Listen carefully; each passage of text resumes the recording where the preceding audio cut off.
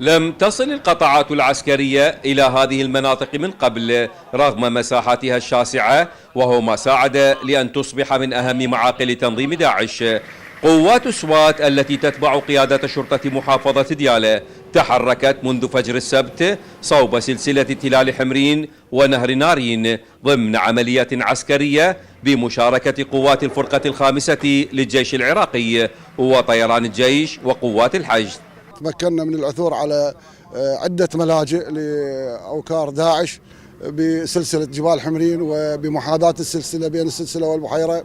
بصراحة هذه المنطقة وعرة جدا، انتم ذا تلاحظون القوى الجوية حاليا، تلاحظون مثل ما تلاحظون فوق القطاعات المنطقة وعرة جدا، بين جبلية بين سهلة رخوة ببعض المكانات.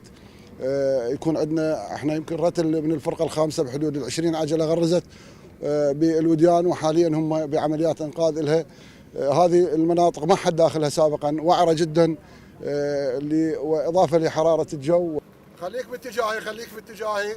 العملية اعتمدت على معلومات استخباراتية قدمها الاستطلاع الجوي وبعض رعاة الأغنام، وقد كانت غاية في التعقيد بسبب حرارة الأجواء والطبيعة الجغرافية للأرض، وهي في الغالب رملية ذات مساحات شاسعة تمتد من محافظة ديالى إلى محافظتي صلاح الدين وكركوك. أساسا واجبنا يعتمد على معلومات استخبارية مستقاة من الاستطلاع الجوي ومن مصادرنا بالمنطقة ومن الرعاة اللي يتحركون بالمنطقة، تشير إلى تواجد مجاميع إرهابية بهذه المناطق وبأوكار في الجبال وبمحاذاة البحيرة، تمهيدا ل يعني بين بحيرة حمرين باتجاه، هي منطقة شبه خلاء مسؤولية بين كردستان والحكومة المركزية، يستخدموها حتى يكون حركتهم سهلة بمنطقة لا مسؤول عنها أحد. قوات سوات التي دربت تدريبا خاصا وجهزت بأحدث المعدات شاركت بالعملية وحققت ما تصبو إليه، فضلا عن مشاركة الحشد وعشائر العزة التي انتفضت بسبب قيام داعش باغتيال العديد من الوجهاء.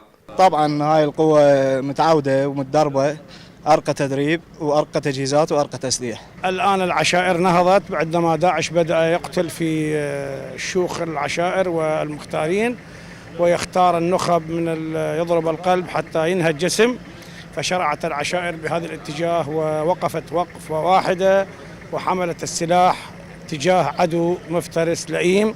العمليات العسكرية في هذه المناطق تختلف كثيرا عن المناطق الأخرى، هي غاية في الصعوبة بسبب الطبيعة الجغرافية لسلسلة تلال حمرين ذات المساحات الشاسعة، والتي تساعد طبيعتها الجغرافية على اختفاء المسلحين.